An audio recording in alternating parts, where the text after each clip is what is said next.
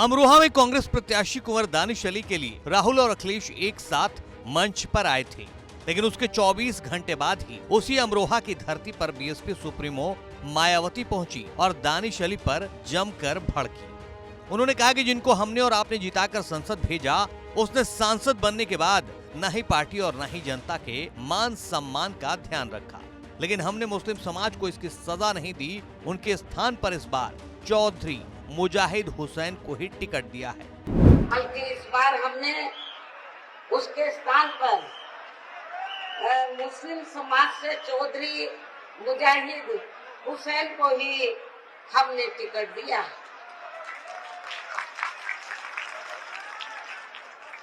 जिनको जिताने में आप लोग जी जान से लगे।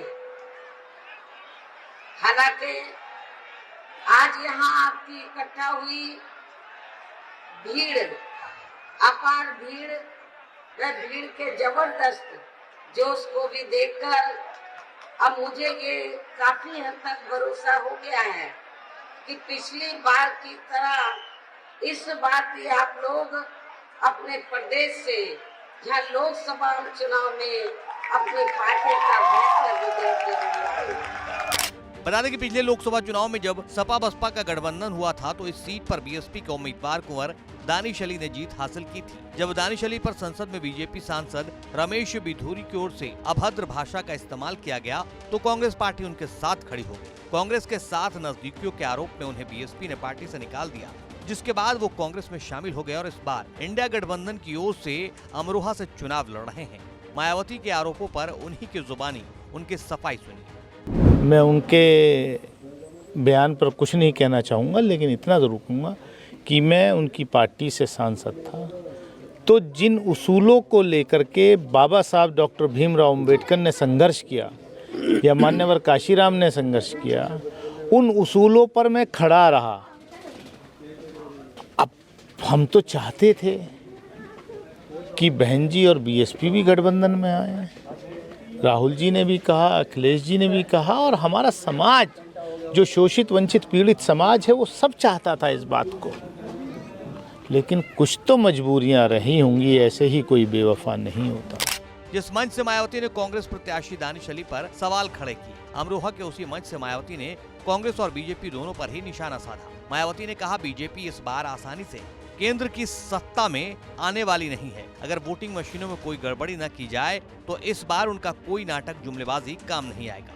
कई वर्षों से बीजेपी व इनके सहयोगी दल केंद्र एवं काफी राज्यों की भी सत्ता में काबिज हो गए,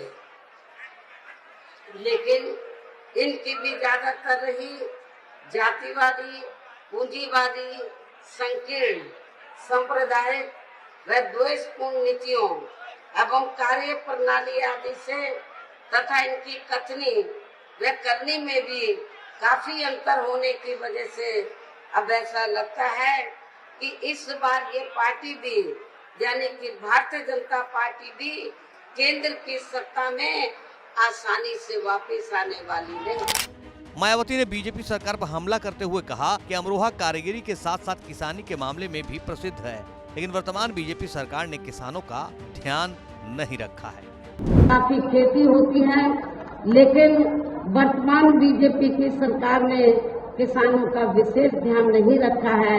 लेकिन यहाँ की इस क्षेत्र की जो फसल है, जो कारोबारी लोग हैं, जब हमारी पार्टी पावर में थी तो हमने इस मामले में पूरा ध्यान रखा है।